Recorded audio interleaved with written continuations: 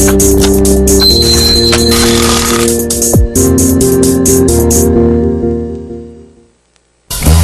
안녕하세요. 여러분의 10시를 뜨겁게 해드리는 핫텐의 김보람입니다. 네, 안녕하세요. 여러분의 오전장을 책임져 드리겠습니다. 강동석입니다. 오바마 대통령의 건강보험 개혁안에 대한 시행이 막판 협상이 결렬될 것으로 보여지면서 17년 만에 미 정부가 일부 기능을 상실하는 셧다운이 본격화될 것으로 예상이 되고 있습니다. 네, 공교롭게도 국내 증시는 오늘 10월에 첫 번째 거래일을 맞았습니다. 앞서 강동석 아나운서가 말씀해 주셨던 것처럼 미국 연방정부 폐쇄 가능성이 높아지면서 앞서 마감된 글로벌 증시는 모두 하락세를 이어가며 9월을 마무리했었죠. 하지만 국내 증시 현재 소폭 상승해서 오전장 현재 2,000선을 바로 회복해주는 모습입니다. 어깨는 무겁게 출발했지만 의외로 예상 밖으로 발걸음은 가볍게 또 나타나고 있는 모습인데요. 4분기의 시작입니다. 사볼 만한 종목들 어떤 것들이 있는지 자세하게 알아보겠습니다. 여러분의 10시 핫텐 지금부터 출발합니다.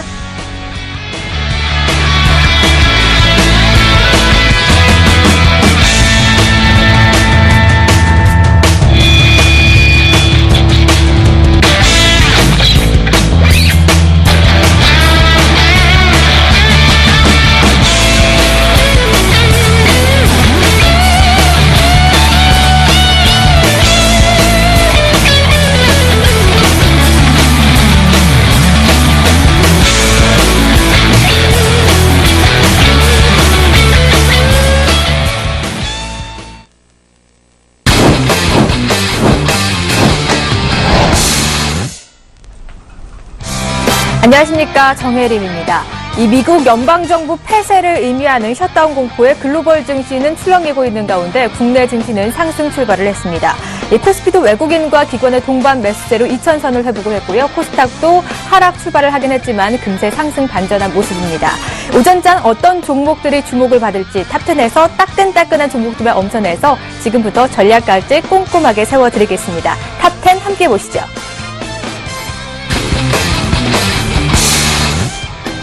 이 탑10 10위부터 살펴보도록 하겠습니다. 10위에는 고려제약이 올라와 있습니다. 에콰도르와 1억 불의 수출 계약을 따냈다는 소식에 이틀째 급등을 하는 모습인데요. 10% 가까이 오르고 있습니다. 3,785원에 거래가 되고 있습니다. 다음 9위 살펴보도록 하겠습니다. 이 9위에는 위메이드가 올라와 있습니다. 이 3분기에 부진할 것이라는 실적 전망에도 불구하고 외국인 매수세에 소폭 상승을 하고 있습니다. 하지만 금세 하락을 했습니다. 2% 가까이 빠지면서 44,800원에 현재 거래가 되고 있습니다.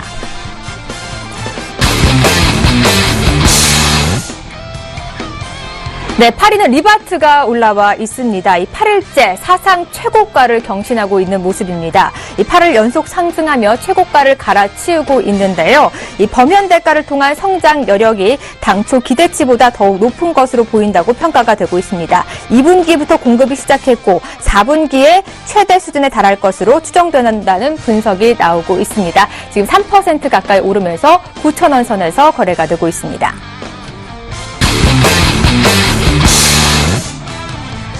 7위 살펴보겠습니다. 7위는 한화가 올라와 있습니다. 오늘 52주 신고가를 경신을 했는데요. 장중 38,100원까지 오르면서 52주 신고가 경신을 했습니다.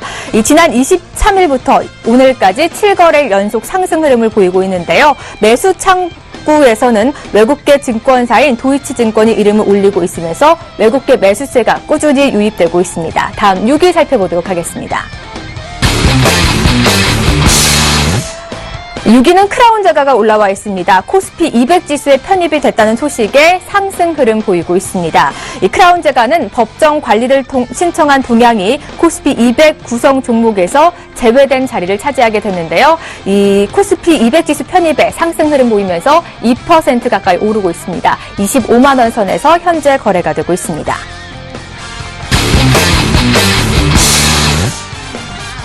5위에는 파루가 올라와 있습니다. 55억 원 규모의 수주 공사를 따냈다는 소식에 장 초반부터 상승 흐름을 이어가고 있습니다. 현재 2% 가까이 오른 모습인데요. 5,000원 선에서 거래가 되고 있습니다. 이 포스코건설과 대규모의 태양광 발전 건설공사 모듈 계약을 체결했다고 어제 밝힌 바가 있습니다. 다음 4위 살펴보도록 하겠습니다. 이 한일 이화가 지주사 설립 소식에 장 초반부터 급등하고 있습니다. 오늘 7% 가까이 오르면서 19,000원 선에서 거래가 되고 있는데요. 한일 이화는 어제 인적 분할을 위해서 주권 상장 예비 심사 청구서를 한국거래소에 제출한다고 밝혔습니다. 현재 8%가량 상승 흐름 보이면서 19,000원 선에서 거래가 되고 있습니다.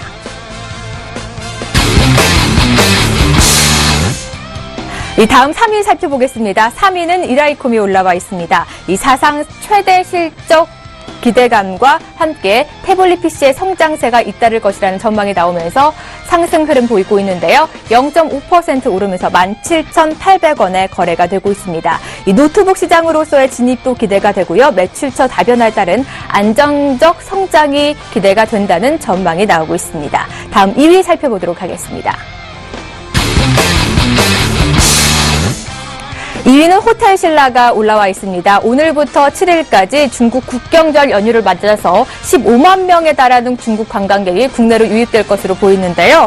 이 중국인들이 명품을 사기 위해서 이 면세점을 많이 찾을 것으로 예상이 되면서 이 호텔신라가 수혜를 받을 것이라는 전망이 나오고 있습니다. 하지만 오늘은 0.6% 가까이 빠지고 있네요. 64,000원 선에서 거래가 되고 있습니다. 이 탑10 1위 종목 살펴보도록 하겠습니다. 탑10 1위는 KH바텍이 올라와 있습니다. 신제품과 함께 신규 고객이 성장 동력이 될 것이라는 전망이 나오고 있습니다. 이 앞으로 스마트폰과 태블릿 PC 출하량이 증가가 예상이 되고요. 또 삼성전자의 메탈 케이스 도입으로 인한 수혜가 기대가 된다고 나오고 있습니다. 외국인의 순매수로 인한 반등을 보이고 있는데 지금은 1%가량 하락을 했습니다. 26,000원 선에서 거래가 되고 있습니다. 네, 지금까지 탑10 10종목 살펴봤습니다. 오늘 전략 꼼꼼하게 세워주실 분 모셔보죠. IM투자증권의 양태준 대리 모시겠습니다. 안녕하십니까? 예, 안녕하세요. 네, 오늘 10종목 살펴봤는데요. 10종목 빠르게 체크해 주시죠. 예, 오늘 12종목이 고려제약이고요. 9위는 위메이드, 8위는 리바이바트, 7위는 한화, 6위는 크라운제가, 5위는 파루, 4위는 이제 한일유화, 세 번째는 이라이콤, 2위는 호텔신라, 1위는 이제 KH바텍입니다.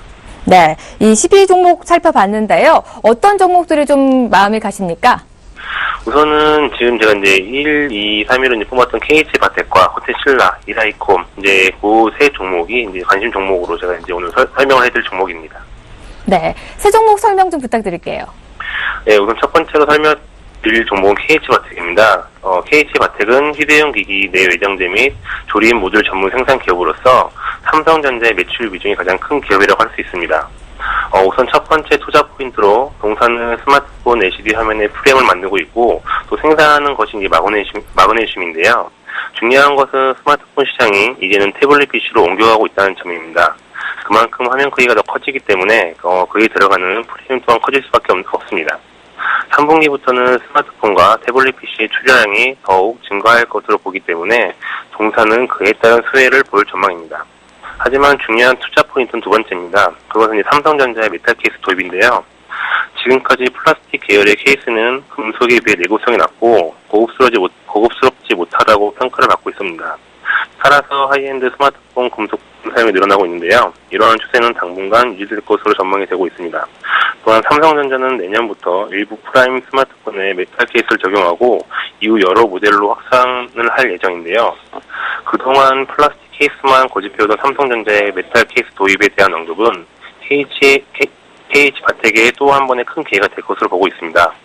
현재 대만 업체와 협의 중이긴 하지만 삼성전자의 부품업체의 선정 스타일을 봤을 때 KH바텍과 대만 업체의 이원화 방향으로 전개될 가능성이 높기 때문에 크게 우려할 만한 부분은 아닌 것으로 판단이 되고 있습니다. 또한 9월 24일 저점을 시작으로 연기금과 외국인의 매수세가 조금씩 나오고 있기 때문에 KH바텍의 상승이 예상이 되고 있습니다. 따라서 매수가는 26,500원, 목표가는 32,000원, 손절가는 24,000원을 제시하고 있습니다. 네, 계속해 주시죠. 예. 그리고 두 번째 설명드릴 종목은 호텔신라입니다. 우선은 동사 같은 경우는 호텔 사업의 글로벌 경쟁력을 강화함과 또 동시에 여행 사업 등 생활 레저 사업을 영위하고 있는데요. 우선 단기적으로 호텔신라를 선택한 이유는 오늘부터죠. 이제 10월 1일부터 7일까지 중국 최대 명절인 국경절이 있습니다. 물론 이미 어느 정도 선 반영된 것도 있지만 이번 한국관광공사 통계에 따르면 지난해 9만 명이 찾아온 것과 비교하면 60% 이상이 늘어난 15만 명으로 예상을 하고 있습니다. 또한 실제로 이번에 상반기에 우리나라를 찾은 중국인이 처음으로 일본인을 제치고 외국인 관광객 1위를 차지하였습니다. 이는 일본의 방사능 오염 수출 사문 때문에 한국으로 발길을 돌린 것으로 판단이 되고 있는데요. 네, 다만 이제 한 가지 좀 우려감이 있다 하면은 중국의 여유법입니다. 하지만 여전히 국내 항공업체들은 이 여유절의 우려감에도 불구하고 국내 항공업체들의 국경적 좌석은 이미 만석이라고 이제 나오고 있습니다. 이로써 이제 시장의 우려감에 비해 중국 관광객들에게는 큰 영향이 없는 것으로 보고 있습니다. 또한 여유법은 한국을 대상으로만 하는 것이 아니라 전체 해외 여행을 대상으로 실시하고 있습니다. 물론 여유법이 실시가 되었기 때문에 단기적으로는 매출에 타격이 있을 수도 있습니다. 하지만 다르게 생각할 수도 있는 부분이 있는데 여기서 한두 가지를 본다면 중국의 여유법에는 면세점 방문을 줄이는 내용도 있습니다. 그 횟수를 줄인다고 해서 과연 금액까지 줄어들지 그 부분이 좀 의문이긴 한데요. 물론 자주 방문을 하게 된다면 더 많은 구매를 할 수도 있겠지만 횟수가 또 제한적이다 보면은 그만큼 중국 관광객들이 더 충동적인 구매를 하지 않을까 하는 생각을 또 반대로 하고 있습니다. 여유법으로 인해 국내 면세점에 큰 타격을 줄지 안 줄지는 아직까지는 잘 모르겠지만 실제적으로 저는 그렇게 큰 영향이 없을 것으로 판단을 하고 있습니다. 따라서 매수가는 64,200원, 목표가는 71,000원, 손절가는 6만원을 제시합니다. 호텔신라는 우선 단기적인 수익보다는 중기적으로 좀 더 보유하신다면 더 좋은 수익이 나실 거라 생각을 하고 있습니다. 마지막으로 세 번째인데요. 우선 태블릿 PC와 관련해 수혜를 받는 기업 이라이콤입니다. 이라이콤은 중소형 블루를 제조한 회사로서 삼성전자의 중저가 스마트폰과 태블릿 PC의 강화로 이라이콤의 수혜가 가장 클 것으로 보고 있습니다. 이라이콤은 3, 4분기에 매출이 집중이 되는 구조로 갖고 있는데요. 그렇기 때문에 하반기 실적이 더 기대가 되고 있습니다. 그 기대가 되는 가장 큰 이유는 삼성전자에 납품하는 블루입니다. 동사가 제조하는 블루는 태블릿 PC처럼 사이즈가 크면 클수록 ASP가 증가하기 때문에 태블릿 PC의 판매량 증가는 이라이콤 수익에 직접적으로 영향을 줄 것으로 보여집니다. 실제적으로 삼성전자의 태블릿 PC 출하량 목표치는 4천만 대로 지금 추정을 하고 있는데요. 그리고 2014년 1분기부터 가동 목표로 베트남 공장에서 태블릿 PC를 주력으로 하는 제품을 생산할 예정입니다. 또한 삼성전자 이외에 동시에 납품하고 있는 애플과 같은 경우에도 보급형 아이폰을 발매하면서 아이폰의 50% 정도 납품하고 있는데요. 또 이 또한 동사도 수혜를 볼 것으로 판단됩니다. 이러한 중저가 보급형 스마트폰은 중국의 판매량이 큰 폭으로 증가할 것으로 보여지기 때문에 상당히 좀 기대가 되는 부분입니다. 실제적으로 아이폰 4X의 판매가 지금 호조를 보이고 있다고 하는데 이런 호조를 보인다고 한다면은 이라이콤의 블루 매출 증가에 큰 영향을 보일 것으로 보고 있습니다. 또 이러한 스마트폰, 또 태블릿 PC 이외에도 이라이콤은 삼성 하이브리드 PC에 사용되는 12인치, 13인치 모델도 개발 중이기 때문에 추가적인 매출도 발생할 것으로 보여지고 있습니다. 그리고 이외에도 이라이콤 같은 경우는 삼성과 애플의 납품 기여도가 클 뿐만 아니라 LG와 아마존 등 다양한 매출 주어도 있다는 것이 이라이콤이 가지고 있는 매력 중에 하나라고 볼 수 있습니다. 이에 따라서 이라이콤의 매수가는 17,550원, 목표가는 2만원, 손절가는 15,400원을 제시하고 있습니다. 네, 오늘 고안 종목으로 이라이콤, 호텔신라, KH바텍 찝어주셨는데요. 중장기적으로 보유하면 좋을 것 같다 의견 주셨습니다. 이 생 종목 중에서 오전장에 특히 더 눈여겨봐야 할 종목이 있다면 하나만 꼽아주시죠. 지금 현재로서는 KH바텍이 약간 좀 조정을 받고 있는데요. 네. 실질적으로 그동안은 외국인 수급이 들어오고 있고 원기 구매 수급이 들어오기 때문에 오늘 같은 조정 같은 경우는 추가적인 매수 상당히 좀 메리트가 있다고 보고 있습니다.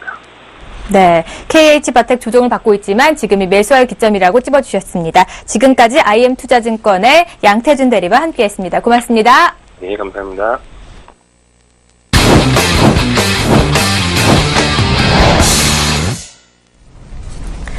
네, 이 시간 뜨거운 종목 핫텐 먼저 만나봤습니다. 네. 동석 씨, 네. 주식은 언제 사야 가장 좋을까요? 좀 긴 종목을 보고 좀 쌀 때 사서 비쌀 때 팔아야 되지 않을까요? 그건 저도 알고 있는, 네. 시청자분들도 모두 알고 있는 거고요. 네. 제가 궁금한 건 이 주식이 싼지 비싼지 이걸 어떻게 아느냐 이거죠. 네, 그래서 저희가 준비했습니다. 일요일에 이 주식 쌉니까 시간인데요.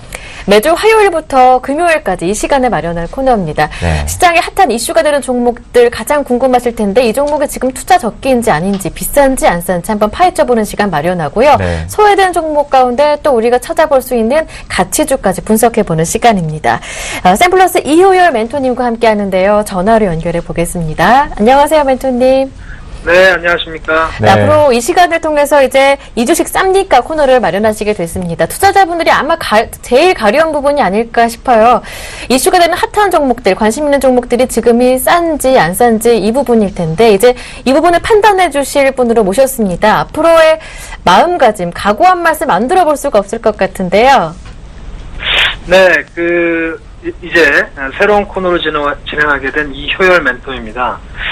여러분들 주식 투자하실 때 가장 아마 궁금하신 분이긴 할 거예요. 과연 네. 이 주식이 이 주가가 정말 적정한지 아니면 굉장히 비싼지 또는 싼지 이런 부분이 굉장히 궁금하실 거고, 다만 시장이 꼭 주가가 싸다 비싸다로만 움직인 것은 아닙니다만 여러분이 주식 투자를 하실 때 분명히 참고로 하신다면 굉장히 투자하실 때 아마 상당히 큰 도움이 되시지 않을까 이렇게 말씀드리겠고, 그런 가려운 부분들을 계속 긁어드릴 수 있도록 노력하겠습니다. 네, 앞으로 기대 많이 해보겠습니다.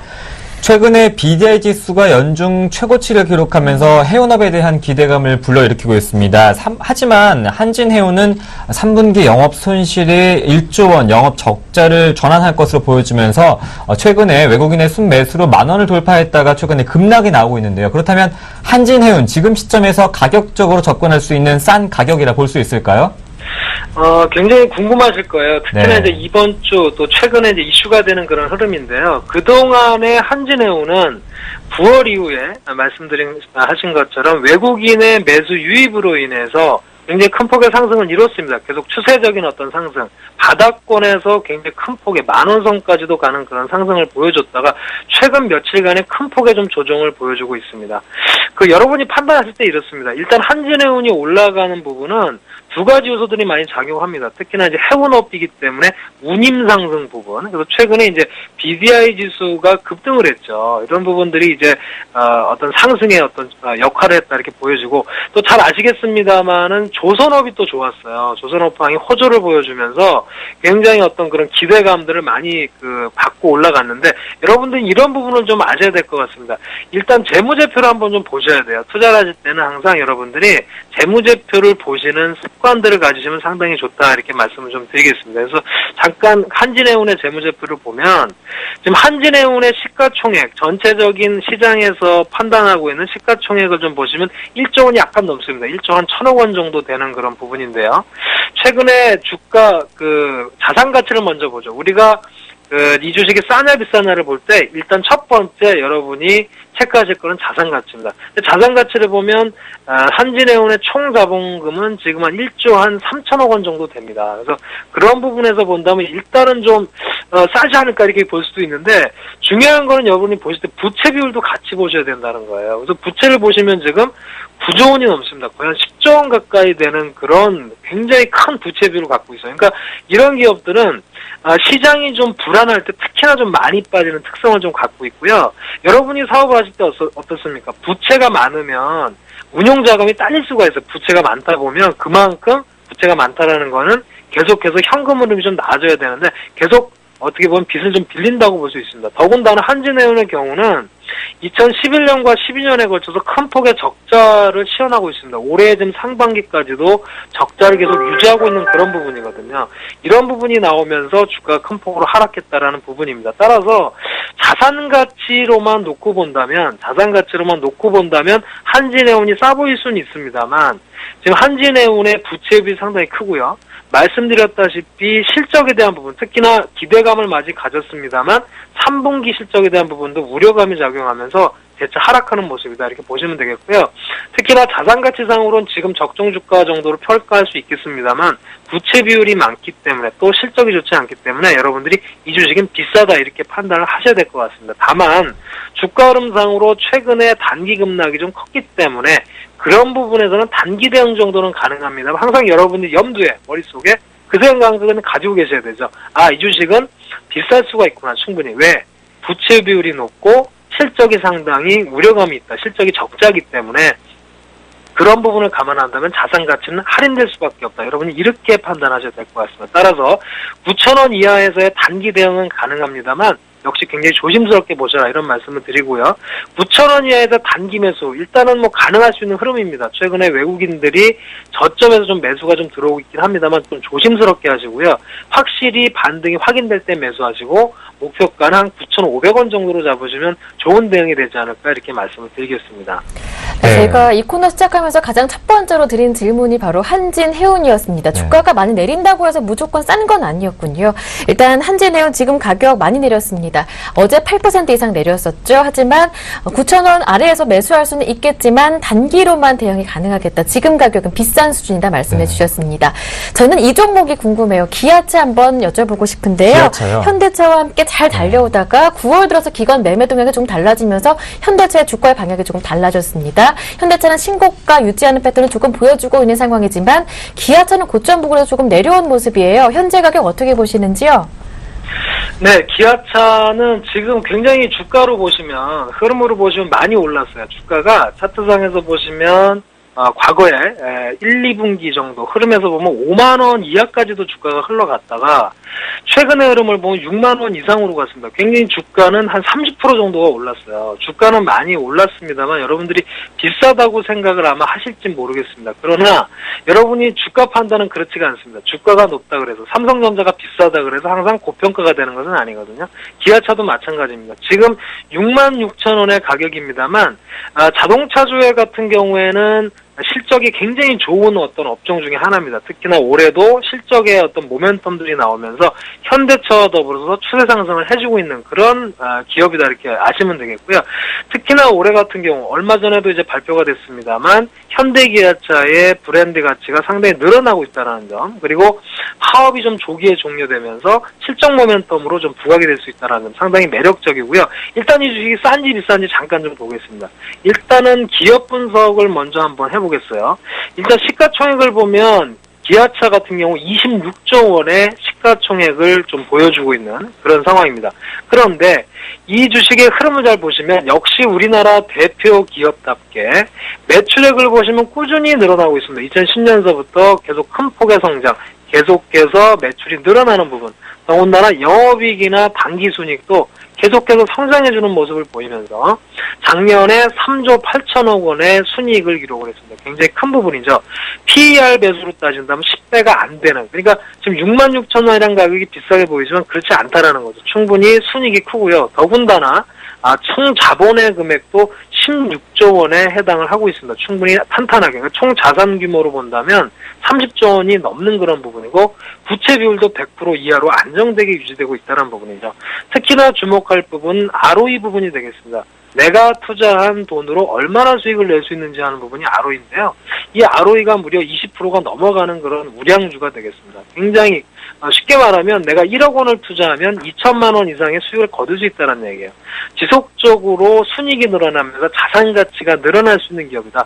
쉽게 말해서 중장기 투자가 가능한 기업이다. 이렇게 보셔도 무방하다. 이렇게 말씀드리겠습니다. 따라서 자산 가치와 실적 가치를 대비하고 향후의 전망을 감안한다면 지금 기아차의 주가는 상당히 비싸지 않다. 오히려 싸다라고 말씀을 드릴 수가 있습니다. 따라서 기아차의 현재 흐름으로 보고 또 특히나 추세까지도 좋은 모습, 더구나 외국인들의 매매가 굉장히 많이 들어오고 있다는 점이에요. 외국인이 이렇게 왜 많이 사겠습니까? 굉장히 실적 부분 좋다라는 거죠. 3개월 단위로 본다면 외국인은 무려 1,300만 주가량을 순매수해주고 있다는 점, 시장에 주도주로 나서고 있다는 점을 여러분들이 간과하시면 안 되겠습니다. 따라서 지금 기아차의 주가는 상당히 많이 오른 듯하지만 과거에 역시 흐름을 줬던 8만 원 이상의 주가를 향해서 갈 가능성이 높다라고 제가 말씀을 좀 드릴 수가 있겠습니다. 따라서 지금 기아차는 상당히 저평가된 좋은 가격이고 중장기적인 관점에서는 사볼 수 있을 만한 여러분들의 가격이다. 이런 말씀을 드리겠습니다. 네, 유열 멘토님, 그렇다면 가격적인 매수 접근가가 궁금한데요. 현재 가격에서 매수를 해도 되는지 아니면 조금 더 6만 원대 초반까지 누릴 때를 기다려봐야 할까요? 네, 여러분들이 기아차의 미래를 여러분들 인정해 주시고 이런 실적 가치나 기업 가치가 늘어난다고 본다면 당연히 매수할 수 있는 가격이라고 보고요. 지금 21선 아래에 있습니다만 전체적으로 추세성으로 본다면 아직 추세를 깨지 않은 그런 강세 흐름에 있다 이렇게 말씀드리겠고요. 65,000원 이하에서 충분히 매수 가능하시고요. 역시 목표가는 작년에 역시 고점 역할했던 8만 원 수준까지는 꾸준히 중장기적으로 가져갈 수 있는 가격이다 이렇게 말씀드리겠습니다. 네. 네. 오늘 저희가 두 종목을 한번 여쭤봤습니다. 한진해운과 기아차였는데요. 한진해운 주가는 많이 내린 수준이지만 아직까지 주가는 고평가된 수준이다. 단기적으로만 대응해보자 말씀해 주셨고요. 또 한 종목 기아차는 현재 아주 접근하기에 네. 적정 주가다 말씀해 주시면서 65,000원 이하에서 중장기적으로 들고 가도 괜찮은 종목이다 말씀해 네. 주셨습니다. 이월 멘토님과 전화통화를 해보니까 기업을 보실 때 또 가치 투자를 하실 때는 또 기업들의 실적, 자산 가치, 부채 비율 이런 것들을 많이 보시는 것 같은데 그렇다면 이런 것들을 종합적으로 봤을 때 이월 멘토님이 보시는 오늘의 가치주는 무엇인가요? 네. 네, 오늘은 좀 숨겨진 가치주를 하나 소개시켜드리도록 네. 하겠습니다. 제가 말씀드렸습니다만 올해 역시 자동차 업종이 상당히 좋은 그런 흐름이고요. 예. 그중에서 유성기업이라는 종목을 좀 말씀을 좀 드리겠습니다. 자, 유성기업이라는 기업은 역시 이제 자동차 부품업체가 되겠는데요. 특히 자동차 엔진의 핵심 부품인 피스톤 링이라든가 실린더 라이너를 생산하는 기업으로서 우리나라 시장 점유율 전체 60% 이상을 유지하고 있는 기업입니다. 특히 이제 실린더 라이너 같은 경우는 자회사를 통해서 현대기아차에 독점 납품을 하고 있는 그런 기업이고요. 특히나 이제 자동차 부분뿐만 아니라 최근 같은 경우에는 선박용 우리 실린더 라이너를 개발해서 영업 영역을 확대하고 있는 그런 부분 굉장히 긍정적이다 말씀드릴 수 있겠고요. 다만 좀 할인 요소로 그동안 받았던 것은 아마 뉴스에서도 기억하시겠습니다만 2011년 5월에 노조 파업이 좀 있었죠. 네, 그런 부분이 좀 진행되면서 주가 할인을 받았었는데 최근에 저평가 부분이 해소되면서 지속적으로 상승하고 있는 부분이다 이렇게 이해를 하시면 좋고요. 잠깐 그 제품을 한번 사진을 잠깐 보시면 피스톤링이라는 것은 역시 엔진에 들어가는 피스톤의 막을 형성해주는 그런 어떤 장비가 되겠는데 사실 자동차 그 부품이 워낙 많기 때문에 상당히 중요한 장비들입니다. 아주 작아 보이지만 굉장히 또 자동차 엔진을 만드는 데 필수적인 그런 장비다 이렇게 말씀드리겠고 잠깐 이런 제품 사진을 좀 보여드렸고요. 특히나 유성기업이 좋은 것은 굉장히 캐시플로우가 좋다라는 거예요. 흐름 자체로 보시면 현금 흐름표로 제가 잠깐 좀 가져왔는데요. 현금 흐름을 보시면 2010년서부터 꾸준히 수익이 난다는 거죠. 영업을 통해서 꾸준히 영업 현금이 유입이 되고 있습니다. 기업 내부로. 특히나 중요한 건 작년에 영업 현금 흐름이 293억이었는데 올해 지금 상반기만 벌써 293억 원의 영업 흐름, 영업의 수익이 지금 들어오고 있다는 부분이고요. 더군다나 투자 부분에 있어서도 꾸준히 투자를 유지하면서 계속 성장해 나가고 있다라는 부분을 말씀드리고 더군다나 수익이 커지면서 최근에 부채 부분에 대해서 전부 상환을 해주는 그런 부분들이 좀 나올 수 있기 때문에 굉장히 특히나 재무적으로 굉장히 강점을 가지고 있는 기업이다 이런 말씀을 좀 드리겠습니다. 밸류에이션을 다시 한번 그 분석상으로 좀 보시면요. 그 유성기업 같은 경우는 시가총액이 1,383억 원입니다. 굉장히 크지 않은 중소형 기업인데 말씀드렸다시피 작년에 무려 순이익을 268억 원 정도를 시현하고 있고요. 계속해서 매출이나 영업이익 역시 모두 호조를 보이고 있는 그런 상태고 말씀드린 대로 올해 상반기만 벌써 연결 기준 순이익을 200억을 기록하고 있는 그런 모습입니다. 따라서 1,300억대에 머물고 있는 시가총액은 굉장히 저평가되어 있다 이렇게 좀 말씀드릴 수 있겠고요. 특히나 이제 업종 대비해서도 굉장히 지금 보면 저평가를 보이고 있다 보입니다. 원래 운수장비 업종 자체가 워낙 저평가인 그런 흐름입니다만 특히 운수장비 업종의 전체 PER 지수가 한 8배 정도 되는데요. 이게 유성기업의 PER 지수 지금 4배가 채 못 되고 있는 굉장히 저평가되고 있는 그런 부분이라면 굉장히 실적 가치라든가 자산 가치는 아주 우량하다고 볼 수 있습니다. 따라서 지금 흐름상으로 보면 유성기업은 주가가 많이 올랐습니다. 사실 주봉이나 월봉상으로 보면 올해 주가가 굉장히 많이 올랐어요. 신고가 수준까지 많이 올라 있습니다만 앞서 말씀드린 대로 이 주가의 흐름은 이 굉장히 저평가되는 현재 자산 가치와 실적 가치 대비했을 때 충분히 상승 여력이 있다 이렇게 말씀드리겠고요. 이런 부분을 역시 외국인들이 인지하면서 외국인들의 경우도 3개월 누적으로 지금 한 80만 주 이상 매집을 해주고 있는 그런 상황입니다. 따라서 유성기업은 충분히 가치가 있다. 저는 그렇게 판단을 하고요. 따라서 매수를 하실 때 역시 현재가 수준에서 충분히 매수가 가능하겠다. 이렇게 말씀을 드리고, 특히 자산 가치를 대비해 봤을 때 목표 주가는 한 7,000원까지도 일단 볼 수 있는 그런 흐름이다. 이렇게 말씀드리겠고요. 다만 이제 뭐 파업이라든가 여러 요소들, 뭐 이런 부분들이 발생할 여지를 감안해서, 할인 요소를 감안해서 목표가는 6,500원으로 제시를 해드리겠습니다. 유성기업 현재가에서 매수가로 볼 수 있고 목표가로는 7,000원까지 보실 수 있다 말씀해 주셨습니다. 이렇게 자동차 엔진의 핵심 부품을 현대기아차에 독점 제공하고 있는 유성기업을 오늘의 가치주로 꼽아주셨네요. 네, 숨겨진 가치주까지 모두 찾아봤습니다. 네. 지금까지 샘플러스의 이효열 멘토님과 함께했습니다. 오늘 이 시간 감사합니다. 고맙습니다. 네, 다음 주에 뵙겠습니다.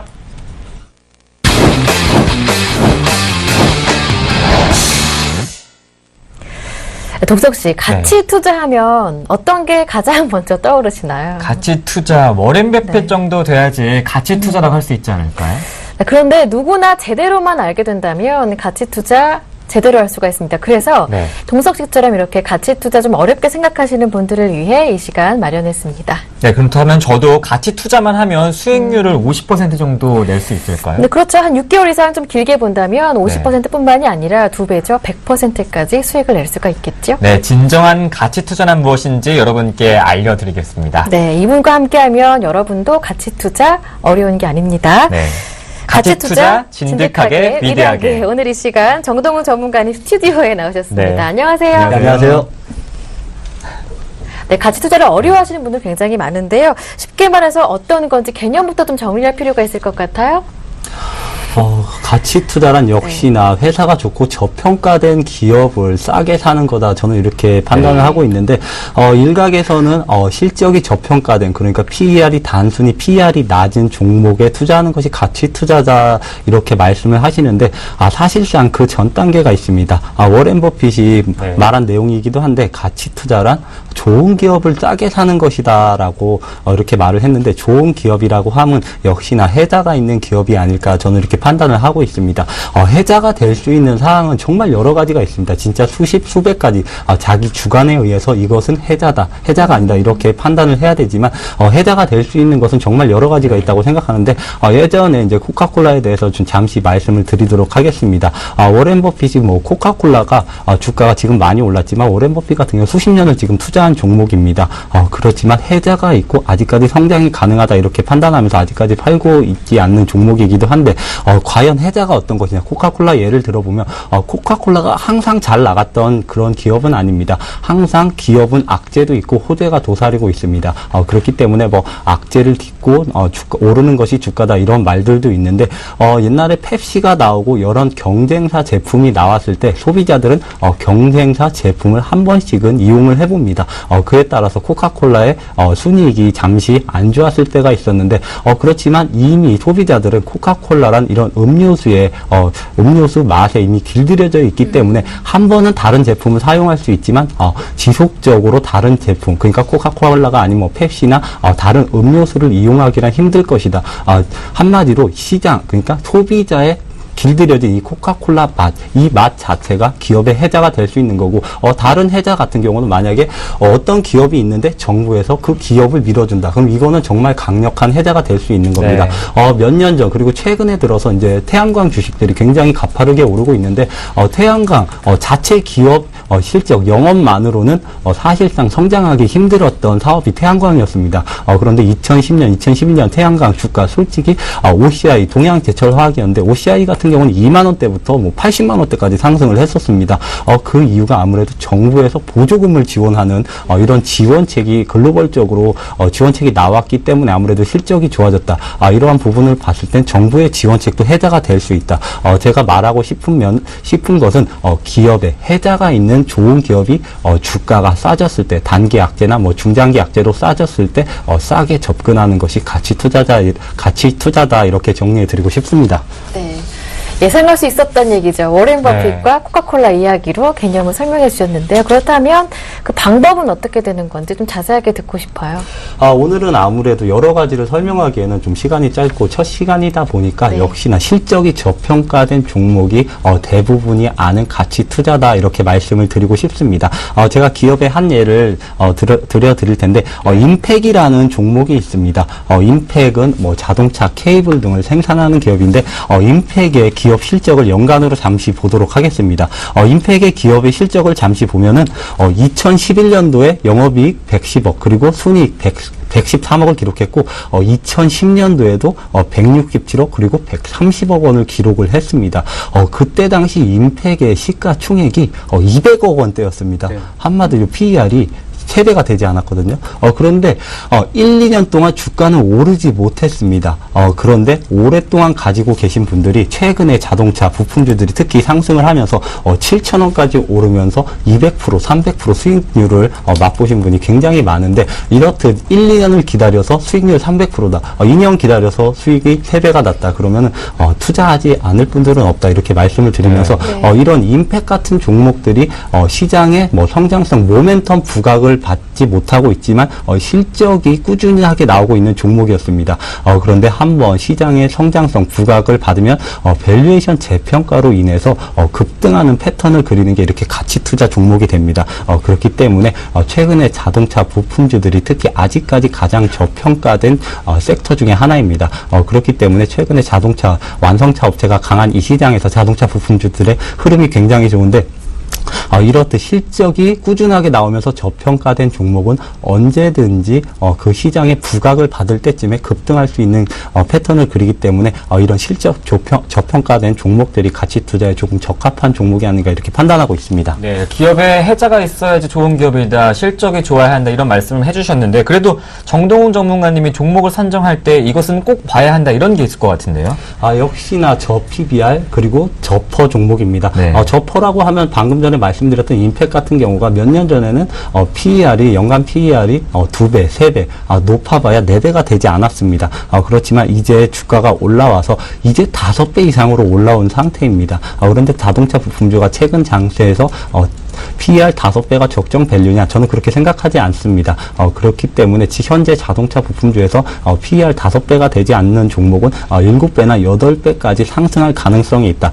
단지 안 좋은 점은 만약에 현대기아차 완성차의 주가가 만약에 하락 추세로 전환한다면 이런 자동차 부품주 같은 경우는 역시나 예전 PER 5배, 4배 정도로 회귀할 가능성이 있기 때문에 7배, 8배까지 오른다면 그때 차익 실현을 하는 그런 전략이 필요할 것으로 보이는데 그렇기 때문에 저평가 그러니까 PER이 낮은 종목으로 이제 접근을 해야 될 것 같고 두 번째가 저 PBR 종목이다.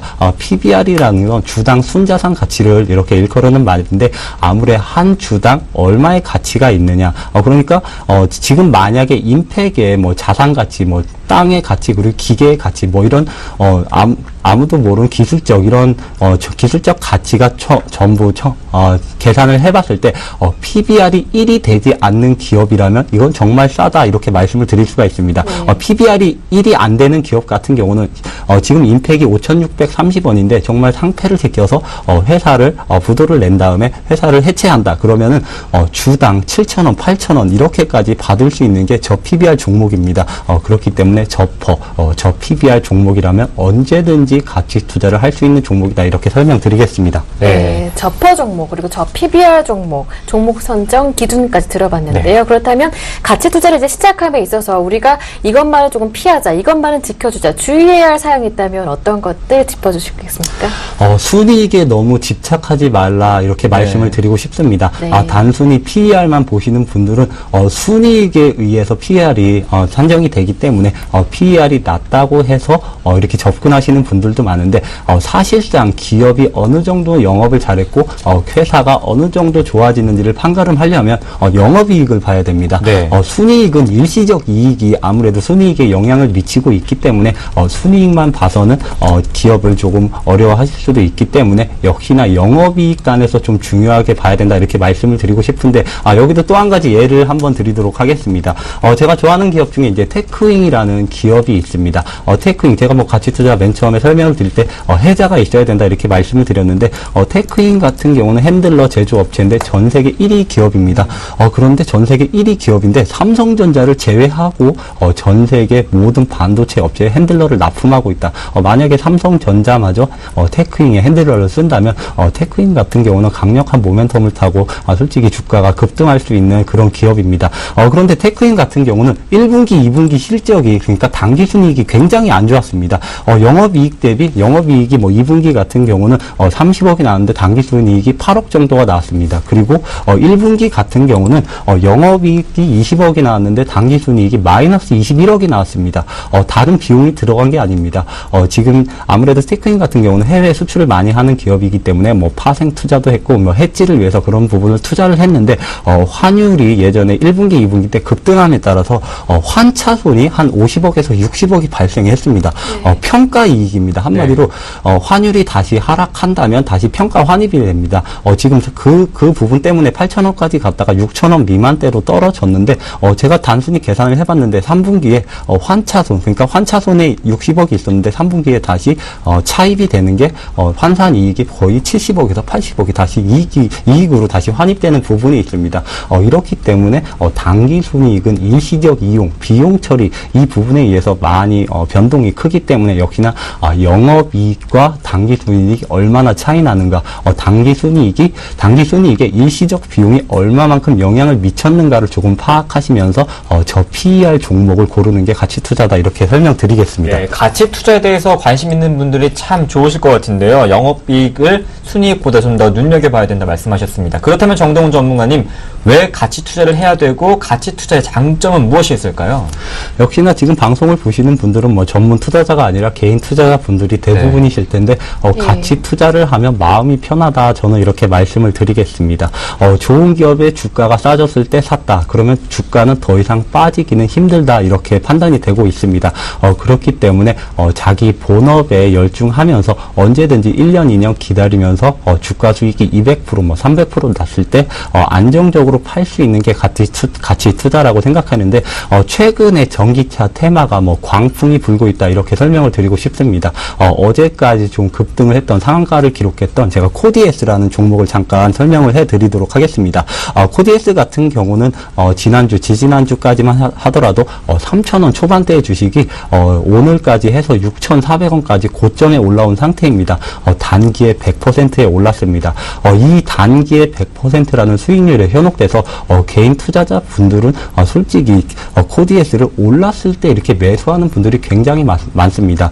7, 80% 거의 8, 90%에 가까운 개인 투자자 분들이 이런 테마주에 열광하면서 테마주를 고점에 잡았다가 항상 손해가 나고서 언제 다시 오릅니까? 언제 다시 오르는지 알 수가 없습니다. 그 테마가 언제 불지 정말 테마란 게 진짜 세력이 갖다 붙이는 게 테마입니다. 그렇기 때문에 그 세력 그리고 시장 상황의 마음이지 개인 투자자 세력이라고 할 수 없는 일부 돈이 많은 개인 투자자가 이거는 지금 테마를 만들어서 올려야 되겠다 이렇게 올릴 수 없는 게 테마주이기 때문에 이런 테마주에 한번 물리면 정말 그 테마가 다시 불기 전까지 예측도 할 수 없기 때문에 정말 불안한 투자가 테마 투자 그리고 단기 변동성이 큰 투자라고 볼 수 있습니다. 그렇지만 가치 투자는 역시나 좋은 기업을 싸게 사는 것이기 때문에 언제든지 뭐 10% 20% 손해가 난다고 하더라도 6개월 1년 2년까지 기다린다면 언제든지 뭐 수익률을 볼 수 있는 그런 투자가 가치 투자이기 때문에 본업에 충실하면서 마음이 정말 편안한 투자를 할 수 있는 그런 장점이 있다 이렇게 말씀드리겠습니다. 네, 가치 투자를 하면 마음이 편하게 투자를 할 수 있다 이 말이 참 인상 깊은데요.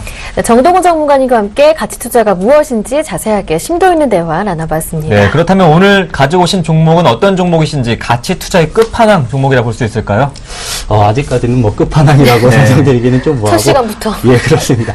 제가 오늘 가지고 온 종목은 누누이 몇 분 말씀을 드렸는데, 이제 캠트로닉스라는 종목을 가져왔습니다. 캠트로닉스는 간략하게 기업 소개를 해드리자면, 뭐 전자사업부, 화학사업부, 그리고 식각사업부, 뭐 세 가지 사업부로 조금 요약을 해볼 수 있다, 이렇게 말씀을 드리고 싶은데, 투자 포인트를 간략하게 네 가지 정도만 정리를 해드리도록 하겠습니다. 첫 번째 투자 포인트는 싱글라스 사업부의 지속적인 성장이다 이렇게 정리를 해드렸는데 스마트 기기를 시각하는 업체는 국내 업체가 거의 독과점을 하고 있다 이렇게 설명을 드리고 싶습니다. 그런데 그 국내 업체 4개가 솔브레인, 캠트로닉스, GD, 이제 아바텍 정도가 있습니다. 그런데 스마트폰, 스마트 태블릿 PC를 사용해 보시면 알겠지만 신규 제품이 나올수록 점점 얇아지는 게 추세입니다. 가벼워지고요. 예, 그렇습니다. 그런데 이 시각이라는 게 패널을 얇게 깎는 기술인데 패널을 얇게 깎을수록 화면도 더 선명해지고 그렇기 때문에 시각은 트렌드가 점점 비중이 늘어나고 있습니다. 예전에는 아이폰 같은 경우는 시각을 하지 않은 패널을 적용했지만 이제는 시각을 적용한 패널이 점차 증가하고 있습니다. 그런데 아무래도 해외 경쟁사 대비 국내 4개 업체가 거의 독과점을 하고 있는 상태이기 때문에 시각 업체는 올해가 아니라 내후년 상반기까지 쇼티지 상태가 지속될 것으로 전망이 되고 있습니다.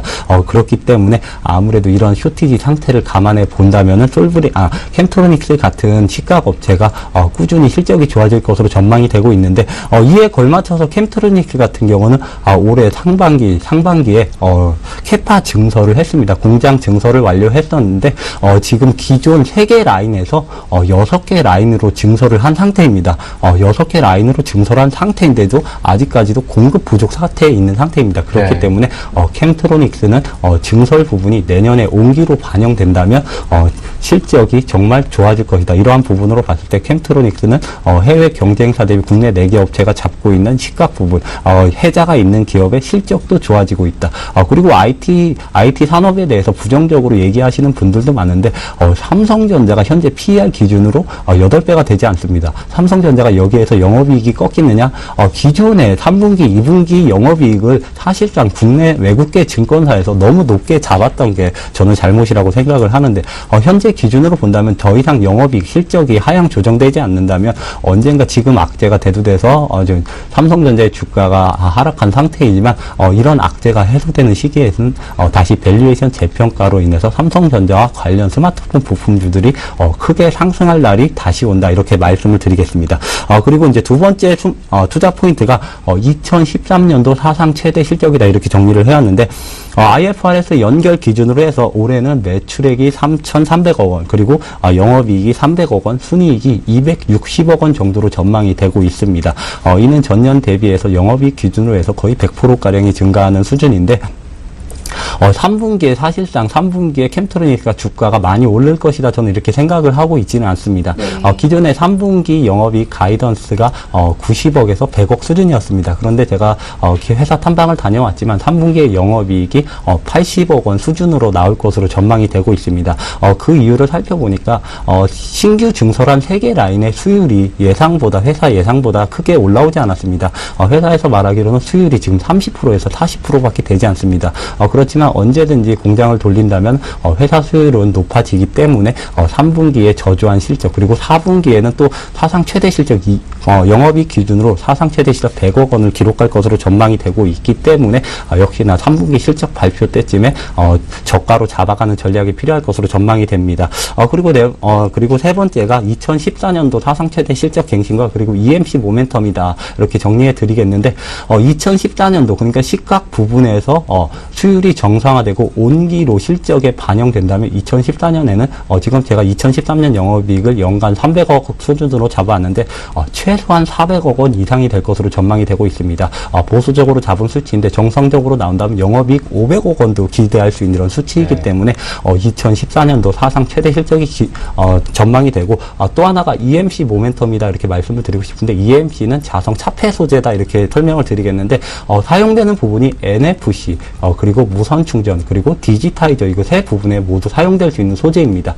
이 EMC 사업부가 올해까지는 적자를 기록할 것으로 전망이 되나 내년부터는 이제 조금이나마 흑자 전환을 하면서 아무래도 사용될 수 있는 부분 그리고 마진 자체가 엄청나게 크기 때문에 EMC 모멘텀이 부각된다면 2014년도에는 큰 상승률을 볼 수 있다 이렇게 정리를 해드리고 마지막 투자 포인트는 캠트로닉스가 이제 매년 배당을 하는데 주식 배당과 현금 배당을 같이 합니다. 두 개를 합치면 올해는 한 4% 정도의 배당을 하고 있기 때문에 때문에 배당주로서의 매력도 있다. 이렇게 정리를 해드리면서 캠트로닉스가 가치 투자에 적합한 종목이다. 이렇게 정리해드리도록 하겠습니다. 네, 오늘 첫 번째 가치 투자 종목으로 캠트로닉스 스마트폰 부품주 말씀해 주셨습니다. 네. 싱글레스 부분에서 두각을 드러내면서 실적 좋은 종목인데요. 3분기 실적 발표 이후에 저가 매수 들어가보자 말씀해 주셨습니다. 그렇다면 정확한 가격대, 목표 가격 궁금한데요. 지금 캠트로닉스 주가 차트를 잠깐 보시면 27,000원까지 올라갔다가 17,000원대까지 하락한 적이 있었습니다. 그렇지만 너무 과도한 저평가 상태로 해서 25,000원까지 다시 상승했다가 지금 하락 추세로 전환한 상태인데 이러한 하락 추세로 전환한 것은 역시나 3분기 실적이 예상보다 저조하기 때문에 선 반영된 것으로 전망이 되고 있습니다. 그렇지만 아직까지 3분기 실적을 알지 못하는 투자자가 있기 때문에 3분기 실적을 발표가 한다면 조금 더 하락할 가능성이 있습니다. 그렇지만 3분기 실적 발표가 최저점으로 저는 판단을 하고 있기 때문에 캠트로닉스 같은 경우는 21,000원과 21,500원 사이에서는 매수가 가능하다 이렇게 말씀을 드리겠고 그리고 21,000원에서 21,500원까지 매수를 하시고 목표가는 1차적으로 3만원으로 잡도록 하겠습니다. 그리고 손절가는 17,000원까지 내려오면 그때는 시장 상황이 전반적으로 악재가 있는 것이라고 판단되기 때문에 그때 17,000원에는 손절하도록 하겠습니다. 네, 배당까지 기대할 수 있는 캠트로닉스 보유기간 6개월에서 12개월까지 보셨습니다. 지금까지 가치투자 진득하게 위대하게 가치투자의 달인 정동훈 전문가와 함께했습니다. 고맙습니다. 고맙습니다. 네, 감사합니다. 네, 여러분의 10시 핫텐 여기까지입니다. 10시엔 증시텐 고맙습니다.